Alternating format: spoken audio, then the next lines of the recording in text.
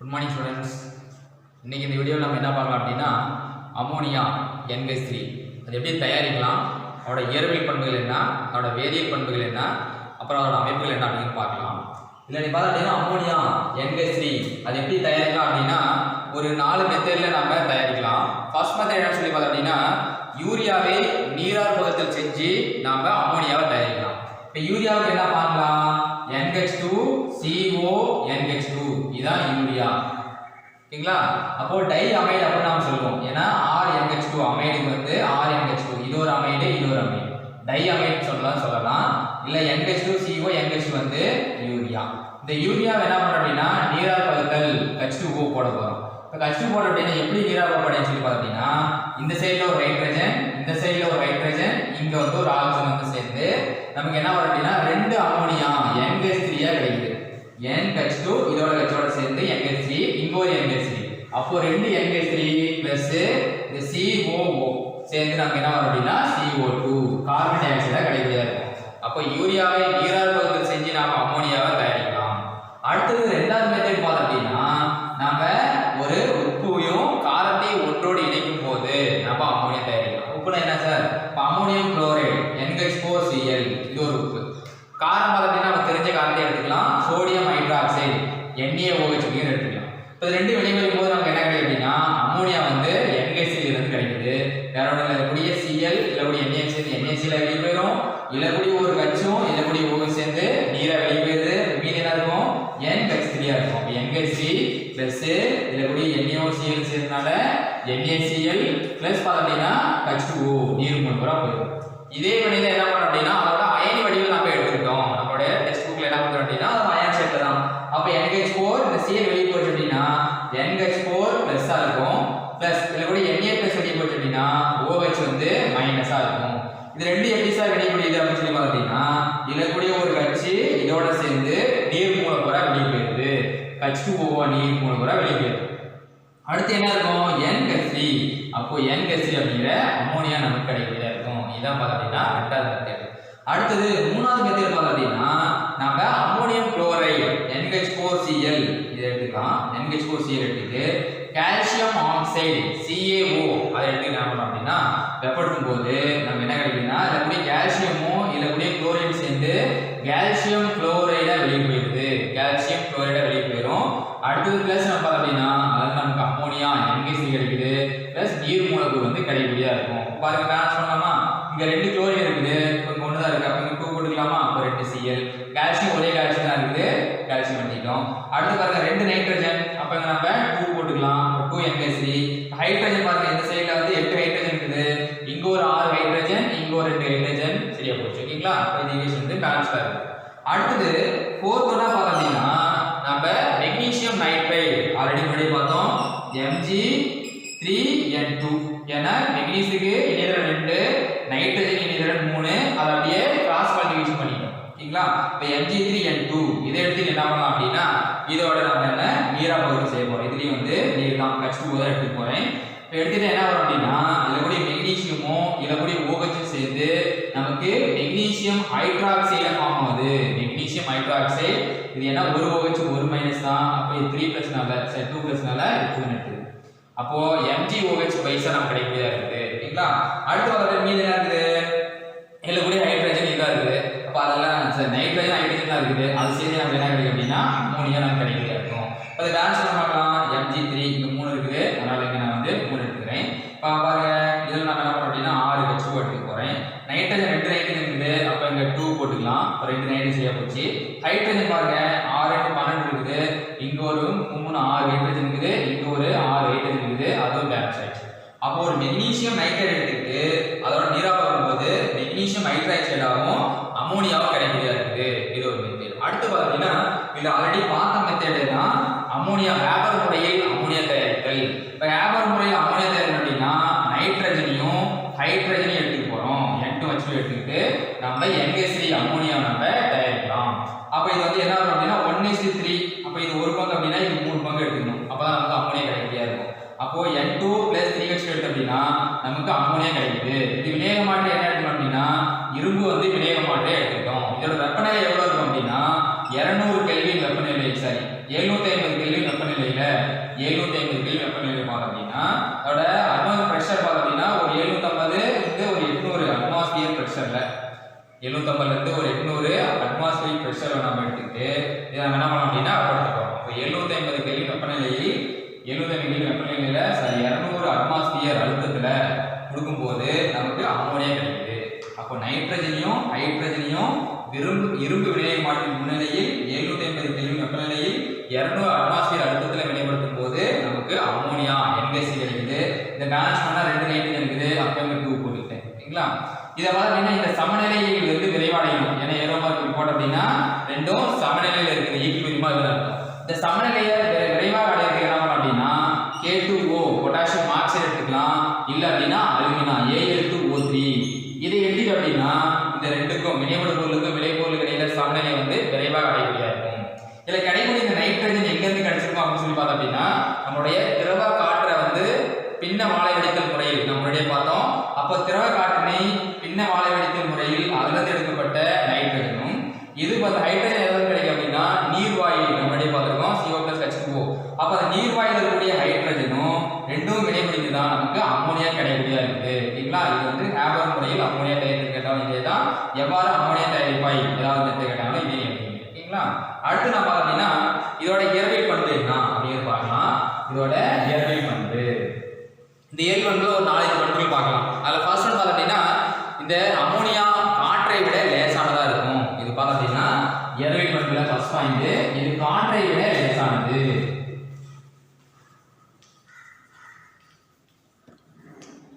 First point பார்த்தோம் அப்படின்னா காற்றை விட லேசானது.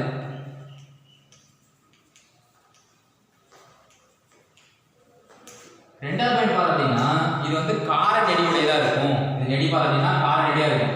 நம்ம 11லேயே பார்த்துருக்கோம், நம்ம சால்ட் செய்யும் போது அம்மோனியம் கார்பனேட் கொடுப்பாங்க. அந்த அம்மோனியம் கார்பனேட்டை நீங்கள் ஸ்மோல் பண்ணி பார்த்து என்ன பண்ணலாம் அப்படின்னா இது அம்மோனியம் கார்பனேட் அப்படின்னு கண்டுபிடிச்சிடலாம்னு சொல்லியிருக்கோம்.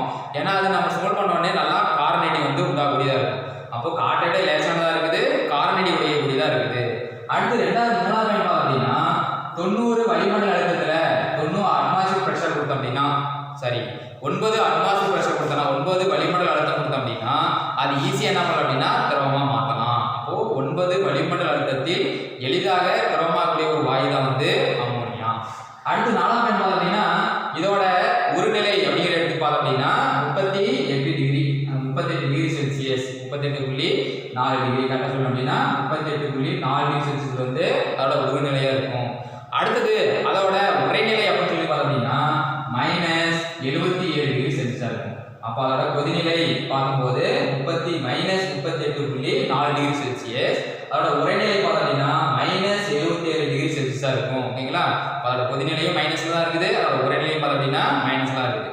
அடுத்து பார்த்தோம் அப்படின்னா இதில் நம்ம 20 அட்மாஸ்பியர் அழுத்தத்தில் 20 அட்மாஸ்பியர் அழுத்தம் அதே மாதிரி வெப்பநிலை வந்து ஒரு குறைந்த வெப்பநிலை வச்சுக்கிட்டு நம்ம ஈஸியாக என்ன பண்ணலாம் அப்படின்னா நீரோட வந்து கலக்கூடியதாக இருக்கும். அப்போ 20 அட்மாஸ்பியர் அழுத்தத்தில் 760 மில்லிமீட்டர் 760 மில்லிமீட்டர் மெர்க்குரி எடுத்துக்கிறோம் அப்படின்னா ஈஸியாக என்ன பண்ணலாம் அப்படின்னா நீரில் வந்து கரைய நீரில் வந்து கரை.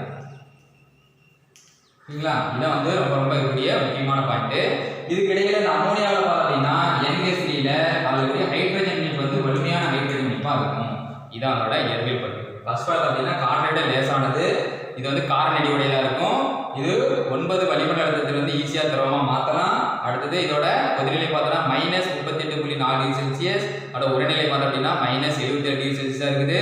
அடுத்தது பார்த்தோம் அப்படின்னா 20 அட்மாஸ்பியர் 760 மில்லிமீட்டரில் கொடுக்கும்போது ஈஸியாக திரவம் நீரோட வந்து கரையக்கூடிய ஒரு திரவமாக இருக்குது. அடுத்தது அம்மோனியாவில் பார்த்தோம் அப்படின்னா வலிமை மிகுந்த ஹைட்ரஜன் இணைப்பு, ஹைட்ரஜன் அயனிகளில் வலிமையான ஹைட்ரஜன் இணைப்பு வந்து பிணைக்கப்பட்டிருக்குது. இது பார்த்தோம் அப்படின்னா நீரேறிய அம்மோனியாவாக இருந்துச்சு அப்படின்னா நீரேறிய அம்மோனியா என்ன சார் அப்படின்னா அம்மோனியாவோட நீர் வந்து சேர்க்கப்பட்டதாக இருக்கும். அப்போ NH3 இந்த அம்மோனியாவோட என்ன பண்ணணும் அப்படின்னா H2O மாட்டிக்கும். இது நீரேற்றம் செய்யப்பட்ட அம்மோனியா. அது இன்னொன்று பார்த்தோம் அப்படின்னா 2NH3 H2O அப்படின்னு எடுத்துக்கலாம். இது வந்து ஒரே ஒரு நீர்மூலகம் இதோட சேர்ந்துருக்குது, இதுல 2 நீர்மூலகம் வந்து இதோட சேர்ந்துருக்குது.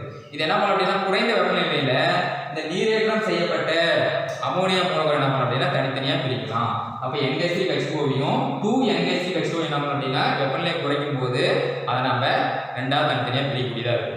அடுத்து பார்த்தோம் அப்படின்னா இது எளிதில் வந்து நீரேற்றம் அடையக்கூடியதா இருக்குது. பார்த்தீங்கன்னா NH3 நெக்ஸ்ட் O எடுத்துட்டோம் அப்படின்னா நமக்கு எப்படி மாறுதுன்னா NH4 பிளஸ் ஆகும் OH மைனஸ் ஆகும் மாறக்கூடியதாக இருக்கும். ஈஸியாக வந்து நீரேற்றம் அடையக்கூடிய தன்மை தான் இருக்குது. நீரோட வந்து ஏற்றம் செஞ்சு இதில் கூடிய H பிளஸ் வாங்கிட்டு NH4 பிளஸ் ஆகும் OH மைனஸ் ஆகும் மாறும். ஓகேங்களா? இதை நம்ம அடுத்தது இதோட ஐடியாவில் மாறிலியோட மதிப்பு எப்படி கண்டுபிடிக்கலாம் அப்படிங்கிறத பார்க்கலாம். இதில் நாம 2 NH3 எடுத்துட்டோம் அப்படின்னா 2 NH3 எடுத்துட்டோம் அப்படின்னா இது எப்படி பிரியும் அப்படின்னு சொல்லி பார்த்தீங்கன்னா NH4 பிளஸ்ஸா பிரியும் பிளஸ் NH2 மைனஸா பிரியுது. ஒன்று பிளஸ்ஸா பிரியுது இன்னொன்று மைனஸா பிரியுது. அப்போ இதோட ரெண்டோட செறிவு எடுத்து பார்க்கும்போது அதோட அயனியாதல் மாறிலியோட மதிப்பு அதோட வெப்பநிலை பார்த்தீங்கன்னா -50°C வச்சு பார்க்கும்போது -50 இருக்கும்போது இதோட செறிவும் எவ்வளவு இருக்கும்னு சொல்லி பார்த்தீங்கன்னா NH4 பிளஸ் இதோட செறிவு அப்புறம் NH2 மைனஸ் இதோட ரெண்டு செறிவு பார்த்தீங்கன்னா அப்ராக்சிமேட்டா 10⁻−30 இருக்கும். அயனியாதல் மாறிலியோட மதிப்பு வந்து 10⁻−30 இருக்கும். இதே போல தான் நீர் எடுத்து அப்படின்னா H2O எடுத்து அப்படின்னா 2 H2O எடுத்து அப்படின்னா இது எப்படி தெரியும்? நமக்கு தெரியும் H3O பிளஸ் ஆகும் OH மைனஸ் ஆகும் தெரியும். இப்போ இதோட அயனியாதல் மாறிலியோட மதிப்பு பார்க்கும்போது டெம்பரேச்சர் எவ்வளோ எடுக்கலாம் அப்படின்னு சொல்லி பார்த்தோம் அப்படின்னா இதில் வந்து ஒரு 23°C எடுத்துக்கிட்டோம் அப்படின்னா இதோட மதிப்பு என்ன வரும்? H3O பிளஸ் அதே மாதிரி OH மைனஸ் இது எடுத்துக்கிட்டோம் அப்படின்னா இதோட வேல்யூ அப்ராக்சிமேட்டா 10⁻−14 இருக்கும். ஓகேங்களா? அப்போ நீருக்கு பார்த்தோம்னா 10⁻−14 அதே அமோனியாவுக்கு பார்த்தோம் அப்படின்னா 10⁻−30 அப்படிங்கிறது இருக்கக்கூடியது. இதான் வந்து பார்த்தோம் அப்படின்னா இருக்கக்கூடிய முக்கியமான பண்புகள். அடுத்தது இதோட வேதியியல் பண்புகள் அப்படிங்கிறது பார்க்கலாம். அதில் ஃபர்ஸ்ட் பார்த்தோம் அப்படின்னா அமோனியா வந்து 500 கெல்வின் வெப்பத்துக்கு 500°C விட அதிகமான வெப்பநிலை இருக்கும்போது அமோனியா எடுத்துக்கிட்டோம். அதை வந்து என்ன பண்ணோம் அப்படின்னா 500க்கு அதிகமான வெப்பநிலை பார்த்தோம் அப்படின்னா 500°C அதிகமான வெப்பநிலை கொடுக்கும்போது அதற்குரிய நைட்ரஜன் தனியாகவும் அதற்குரிய ஹைட்ரஜன் தனியாகவும் என்ன பண்ணோம் அப்படின்னா பிரியடையக்கூடியதாக இருக்கும். அப்போ அமோனியாவை 500°C அதிகமான வெப்பநிலை கொடுக்கும்போது நைட்ரஜனாகவும் ஹைட்ரஜனாகவும் பிரியக்கூடியதாக இருக்குது. இப்போ 2 நைட்ரஜன் என்ன பண்ணோம் அப்படின்னா இங்கே 2 போட்டுக்கிறேன். அப்புறம் 3 6 அப்படின்னால இங்கே 3 போட்டுக்கிறேன். இதுக்கு என்ன வினைவேக மாற்றி எடுக்கலாம் அப்படின்னா இரும்பு நிக்கல் இது ரெண்டையுமே நம்ம வினைவேக மாற்றியை நம்ம பயன்படுத்தலாம். அப்போ அமோனியாவை 500°C அதிகமான வெப்பநிலை கொடுக்கும்போது அது நைட்ரஜனாகவும் ஹைட்ரஜனாகவும் பிரியுது. இது வந்து தொடர் மின்பாய்ச்சல் மூலமாக நடைபெறக்கூடிய ஒரு வினையாக இருக்குது. இது வந்து ஃபர்ஸ்ட் வேதி பண்புல ஒன்று. அடுத்து ரெண்டாவது பார்த்தோம் அப்படின்னா அமோனியா காற்றுடன் வினைபுரியுது. ரெண்டாவது அப்படின்னா காற்றுடன் ஆக்சிஜனோட என்ன பண்ணும் அப்படின்னா வினைபுரியக்கூடியதாக இருக்கும். இப்போ காற்று வினைபுரிஞ்சு என்ன ஆகும் அப்படின்னா அதற்குரிய நைட்ரஜன் தனியாகவும் அதற்குரிய ஆக்சிஜன் வாட்டர் மாலிகுல் தனியாகவும் ரெண்டா பிரியக்கூடியதாக இருக்குது. அப்போ இந்த நைட்ரஜன் என்ன வரும்? N2 பிளஸ் மீதியில் ஆக்சிஜனோடு சேர்ந்து H2O நமக்கு பிரியும். பாருங்க N2 இங்கே வந்து 2 எடுத்துக்கிறேன். இப்போ 2 நைட்ரஜன். அடுத்தது பாருங்க ஹைட்ரஜன் பார்த்தீங்கன்னா 6 ஹைட்ரஜன் இருக்குது. அப்போ 2 தான் இருக்குது. அப்போ 3 போட்டோம் அப்படின்னா ஹைட்ரஜன் இருக்குது. இப்போ இங்கே 2 தான் இருக்குது. அதை பேலன்ஸ் பண்ண அப்படின்னா 3 எடுத்துக்கிறேன். இப்போ 2 6. அப்போ இங்கே ஒரு 3 வந்துடுது. அப்போ 3 6 எடுத்துக்கிறேன். அப்போது 12 ஹைட்ரஜன் வரணும். 12 வரணும் அப்படின்னா இதை எத்தனை எடுத்துக்கலாம்? ஒரு 4 எடுத்துக்கிட்டீங்கன்னா 4 12. அப்போது 4 நைட்ரஜன் இருக்கிறனால இங்கே ஒரு 2 எடுத்துக்கிறோம். ஓகேங்களா? கொஞ்சமாக என்ன பண்ணிட்டு பேலன்ஸ் வந்து கொஞ்சம் மாற்றி எடுத்துட்டா தான் கரெக்டாக இருக்கும். ஏன்னா சிங்கிளாக வரும்போது நம்ம இது மாதிரி கொஞ்சம் அட்ஜஸ்ட் பண்ணி தான் எடுத்தாகும். அப்போது 4 அமோனியாவையும் 3 அந்த ஆக்சிஜன் எடுத்துக்கிட்டோம் அப்படின்னா நம்ம N2வும் நீர் மூலக்கூறு நமக்கு கிடைக்கக்கூடியதாக இருக்கும். இது வந்து ஒரு மெத்தட். அடுத்தது இதுலேயே நம்ம வினைவேக மாற்றியை பயன்படுத்தி இதே மாதிரி 4 NH3யும் அதே மாதிரி ஆக்சிஜன் O2 எடுத்துக்கிட்டு வினைவேக மாற்றியாக பிளாட்டினம் எடுத்துக்கிட்டோம் அப்படின்னா அதில் கிடைக்கக்கூடிய வினைபொருள் என்ன ஆகும் அப்படின்னா இது மாதிரி நைட்ரஜன் மோனாக்சைடு கிடைக்கும். நைட்ரிக் ஆக்சைடு நமக்கு கிடைக்கக்கூடியதாக இருக்கும். ப்ளஸ் இது கூட அடிஷனலாக பார்த்தோம் அப்படின்னா வாட்டர் மாலிகுல் H2O நமக்கு கிடைக்கக்கூடியதாக இருக்குது. இது பேலன்ஸ் பண்ணுறதுக்கு 4 எடுத்துக்கிட்டேன். அதே மாதிரி இதுக்கு பார்த்தோம் அப்படின்னா 5 O2 எடுத்துக்க போகிறேன். அப்போ என்ன வரும்? 4 நைட்ரஜனால 4 NO. ஹைட்ரஜன் பாருங்க 4 12. அப்போ இங்கே 6 H2O. ஆக்சிஜன் பார்த்தோம் அப்படின்னா 10 ஆக்சிஜன் இருக்குது. இங்கே ஒரு 4 ஆக்சிஜன் இங்கே ஒரு 6 ஆக்சிஜன் இருக்குது. அப்போ இதுவும் பேலன்ஸ் ஆகிடுச்சு. ஓகேங்களா? இப்போ காற்றுடன் வினையை பார்த்தோம் அப்படின்னா 2 வினை எடுக்கிறோம். ஒன்று வந்து சாதாரணமாக வினைபுரியக்கூடியதாக இருக்குது. இன்னொன்று பார்த்தோம் அப்படின்னா வினைவேக மாற்றியின் முன்னிலையில் பிளாட்டினம் வினைவேக மாற்றியின் முன்னிலையில் வினைப்படுத்தும் போது நமக்கு நைட்ரிக் ஆக்சைடு நைட்ரஜன் மோனாக்சைடு கொடுக்குது. சாதாரண வெப்பப்படுத்தும் போது வினைவேக மாற்றி இல்லாத சூழலை வெப்பப்படுத்தும் போது நமக்கு N2 கொடுக்கக்கூடியதாக இருக்கும். ஓகேங்களா? அடுத்து பார்த்தீங்கன்னா இது வந்து ஒரு சிறந்த ஒடுக்குங்காட்டியை பயன்படுது. லெட் ஆக்சைடை வந்து அதாவது உலோக ஆக்சைடுகளே உலோகமாக ஒடுக்கக்கூடியதாக இருக்கும். அப்போ நான் என்ன பண்ணுறேன் அப்படின்னா PPO எடுத்துக்கிட்டு ப்ளஸ் இது கூட என்ன பண்ணுறேன் அப்படின்னா அமோனியா NH3 வந்து வினைப்படுத்துகிறேன். என்ன பண்ணோம்? இதனுடைய லெட்டர் மட்டும் என்ன பண்ணா தனியா பிரிச்சிருது.